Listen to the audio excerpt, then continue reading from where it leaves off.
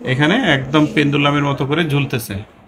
ওনার ভাষ্যমতে হচ্ছে যে প্রায় 30-35 বছর আগে ওনার গাড়ি অ্যাক্সিডেন্টে এই হাতটা ভেঙে যায়।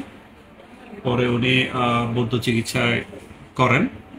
বৌদ্ধ চিকিৎসা পরবর্তী উনি এই হাতে এখন কিছুই করতে পারেন না। আমরা যদি ওর মুভমেন্টটা একটু যদি দেখি, চেয়ারে খেলাইলে দেখেন তার হাতটা ঝুলতেছে, এখানে একদম পেন্ডুলামের মতো করে ঝুলতেছে।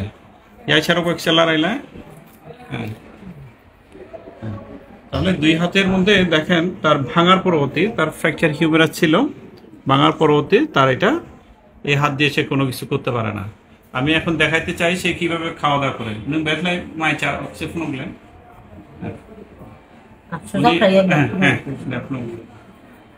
হ্যাঁ, উনি আগে এই জিনিসটা সাপোর্ট দেন, সাপোর্ট দিয়ে উনি এভাবে ভাত খান।